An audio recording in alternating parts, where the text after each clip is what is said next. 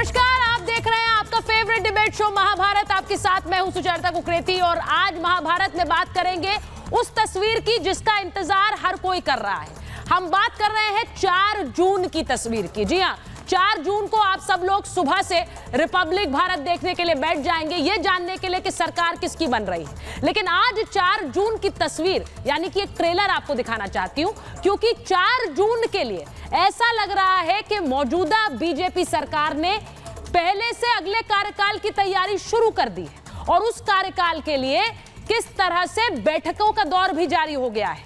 अब आज आपको बताऊंगी कि एक तरफ बीजेपी अपनी 3rd टर्म की तैयारी और उसको लेकर मंथन शुरू कर चुकी है, तो वहीं दूसरी तरफ इंडी गठबंधन में किस तरह की तैयारी है वो भी आज आपको दिखाऊंगी। आज महाभारत में बात उसी तैयारी की और बात उस तस्वीर की जो 4 जून को सामने आने वाली है।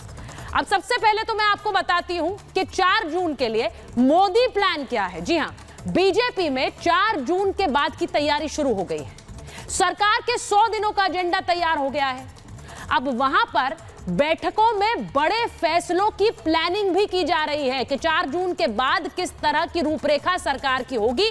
नरेंद्र मोदी की तीसरी पारी की रूपरेखा तैयार की जा रही है।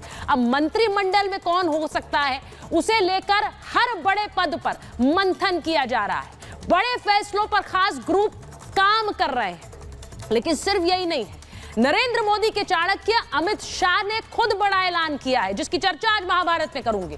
तीसरे कार्यकाल में उन्होंने कहा है कि तीसरे कार्यकाल में हम यूसीसी पूरे देश में लागू कर देंगे। यह बड़ी खबर है। और यह भी उन्होंने कहा कि 1 नेशन 1 इलेक्शन यानी कि देश में हर जगह एक साथ चुनाव हो, वो भी अगले कार्यकाल में लागू हो जाएगा। पीओके हमारा है, हम इसे लेकर रहेंगे। यानी अगले सरकार की रूपरेखा और अगले सरकार की वो फाइलें जो तैयार हो गई हैं उनमें हस्ताक्षर होने बाकी हैं। आप मान लीजिए कि अगली सरकार के बड़े फैसले क्या होंगे, ये खुद गृह मंत्री अमित शाह ने बता दिया है। जरा सुनिए कि जनता इस पर क्या कह रही है। अगले साल के इस अगले कार्यकाल के लिए जो फैसले लेने की बात गृह मंत्री कहते हैं। आप 2 कार्यकाल देखेंगे तो 10 सालों के कार्यकाल में उनके पास एक पूरी लिस्ट है कि उन्होंने क्या क्या किया है। अगर राम मंदिर का निर्माण किया है तो उनके पास वो पूरी तरह से एक कहानी थी बनाने के लिए। उनको पता था कि हमें इस कार्यकाल में ये करना है। अगर यूसीसी के लिए वो इतने ज़्यादा प्रबल दावेदारी कर रहे हैं, इट मीन्स उनके पास रोड मैप है, वो कर सकते हैं। विपक्ष भी मान चुका है कि भाजपा की ही सरकार आने वाली है और यहाँ पर आने वाले जो कानूनों की बात की जा रही है, ये कानून जो है वो होने चाहिए। जब हम कहते हैं कि हम सभी धर्म जो है वो एक गुलदस्ते की तरह रहते हैं, तो अगर सब धर्म एक जैसे रहते हैं तो उनके लिए कानून भी एक जैसे होने चाहिए। यूसीसी जो है वो इस समय की मांग है और जो एक ही बारे में सारे इलेक्शंस होंगे वो भी देश हित में है। निश्चित तौर पर इस तरीके के जो सुधारात्मक कार्य हैं लोग जो हैं इसके ऊपर मोहर लगाएगी। एक चुनाव की बात यहाँ पर आ रही है और यूसीसी जब लागू होगा तो इसमें बहुत सारी ऐसी चीज़ें हैं जो हमें बेनिफिट देंगी और आने वाले समय में न सिर्फ हमारे लिए बल्कि हमारे बच्चों के भविष्य के लिए भी अच्छी होने वाली है। अभी के अगर आंकड़े देखे जाएं तो सरकार तो आ ही रही है, कोई इसमें कोई बुरी बात नहीं है। और दूसरा, अगर यूनिफॉर्म सिविल कोड लागू करते हैं तो इससे हमारा बहुत सारी चीज़ें बचेंगी। जो लोग जितना पैसा हमारा जाता है वो भी बचेगा और इससे कहीं ना कहीं एक आम आदमी को ही फ़ायदा होगा, क्योंकि हमारे टैक्सेस के पैसे से ये सारा इलेक्शन ये वो हर चीज़ होती है। केंद्रीय गृह मंत्री अमित शाह जी ने अगर बोला है कि वो एक देश एक चुनाव लागू करना चाहते हैं, तो ये कहीं ना कहीं जनता का भरोसा है इस देश के आदरणीय प्रधानमंत्री नरेंद्र मोदी जी पे, जो पूरी तरह से वो विश्वास जताता है कि आने वाली सत्ता में वो 400 पार करके सत्ता में आएंगे और जो काफ़ी लंबे समय से लंबित फैसले हैं उनको पूरा करेंगे। तो एक खेमे में आपने देख ली तैयारी क्या चल रही है। अगले कार्यकाल के फैसले जिनकी फाइलें तैयार हैं उन पर अमल करने की तैयारी। दूसरे खेमे की बात मैं कर लेती हूं। अब दूसरे खेमे में एक चेहरा अरविंद केजरीवाल है। 4 जून को जेल से बाहर रहना चाहते हैं और इसीलिए केजरीवाल को 2 जून को सरेंडर करना है। 2 जून को उनकी बेल खत्म हो रही है तो उन्होंने 7 दिन की मोहलत मांग ली। वो चाह रहे हैं कि 4 जून को वो जेल से बाहर रहें। सुप्रीम कोर्ट से जमानत बढ़ाने की उन्होंने मांग कर दी है और सेहत का हवाला देकर उन्होंने कहा है कि तिहाड़ जेल में मेरा 7 किलो वजन घटा है, इसीलिए 7 दिन का और टाइम दे दीजिए, मुझे बहुत सारे टेस्ट कराने हैं। तो इसका सीधा सीधा मतलब यह है कि 4 जून जब नतीजे आएंगे तो अरविंद केजरीवाल जेल में नहीं बाहर रहना चाहते हैं। वहीं दूसरी तरफ अमित शाह ने कहा है कि केजरीवाल जेल जाएंगे और राहुल बैंकॉक जाएंगे।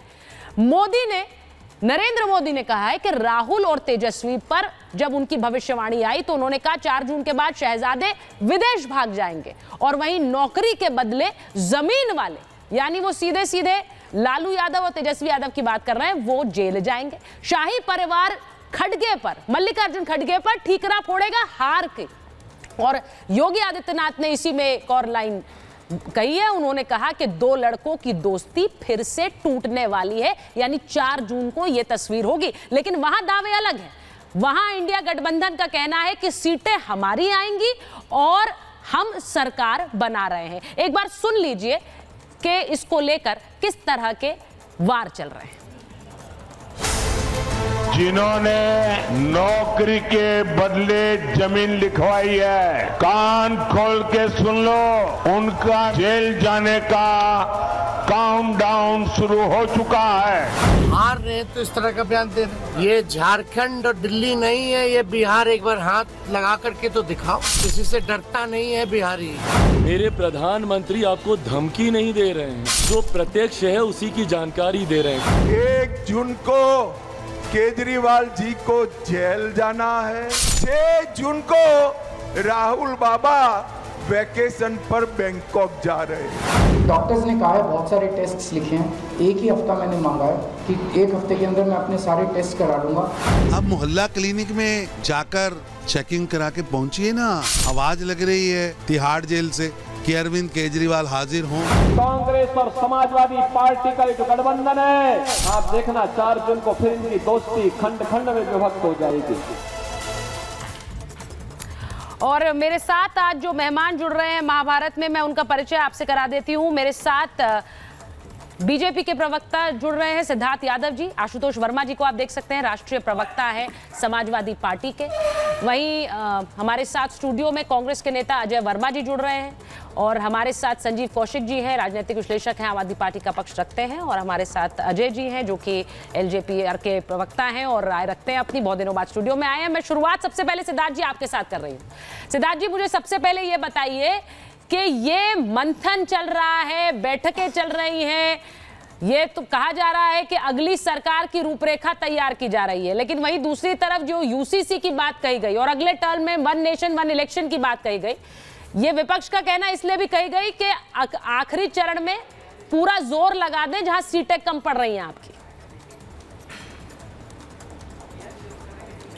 देखिए सुचरिता जी, सब कोई जानते हैं कि नरेंद्र मोदी जी की सरकार सतत 24/7 365 दिन काम करने वाली वो सरकार है जो चुनाव का सीजन भी आ जाए पर अगली बार जीत करके इस देश हित राष्ट्र हित के लिए कौन से फैसले लेने हैं उसकी तैयारी पहले से रखती है। पिछली बार जब 2019 में हम जीते थे तो 90 दिन के अंदर हमने ट्रिपल तलाक करके हटा करके दिखाया था, 370 हटा करके दिखाई थी। देश के लिए अनेक देश हित के फैसले हमने करके दिखाए थे। यूसीसी, सीएए, 1 नेशन 1 इलेक्शन, ये भारतीय जनता पार्टी के लिए ये चुनावी विषय नहीं है, ये कमिटमेंट का विषय है। हमने मात्र इनको मैनिफेस्टो में नहीं लिखा, हमारे लीडर्स मात्र इसको अपने मंचों पे नहीं कह रहे हैं, ये हम करके दिखाने वाले हैं। जैसे हमने पहले डेवलप करके दिखाया ऐसा ही ये होगा, ये बात विपक्ष भी जानता है। पर दर्द तो उनको हो रहा है, मिर्ची तो उनको लग रही है जिनको एक वोट बैंक को खुश करना है, और वो उनके बीच में जाकर के कहते हैं अगर गलती से जीत गए तो यूसीसी को रोकना पड़ेगा, करना पड़ेगा, कुछ ना कुछ तो करेंगे। इस देश के अंदर देश का कोई भी नागरिक, उसके लिए एक समान नागरिक संहिता हो, उसके लिए एक सबके द्वारा सोचा हुआ एक अच्छा विश्लेषण किया हुआ एक अच्छा कानून हो, यह भारतीय जनता पार्टी की प्रतिबद्धता है। सीएए हमने लागू करके दिखाया, नोटिफाई करके दिखाया। 1 नेशन 1 इलेक्शन को लेकर के देश भर में मंथन, एक अच्छी कमेटी ही नहीं, देश भर से विचार विमर्श, देश भर का फीडबैक लेकर के उसको लागू करना है, हमारे कमिटमेंट का विषय है। सुचरिता जी, 4 जून का परिणाम अब बहुत दिन नहीं बचे हैं, और जब नरेंद्र मोदी जी की पुनः तीसरी बार पूर्ण बहुमत की 400 पार की सरकार बनेगी तो यह देश ऐसे बड़े फैसलों को देखेगा जो देश में भारत की जो ग्लोबल इमेज है, उसको विश्व बंधु की जो एक इमेज है, भारत को उस स्थान पर ले जाने का जो एक रास्ता है, वो हम सबके सामने होगा। ये उसी सबका एक रास्ता खोलने का और उसी रास्ते पे चलने का एक काम है।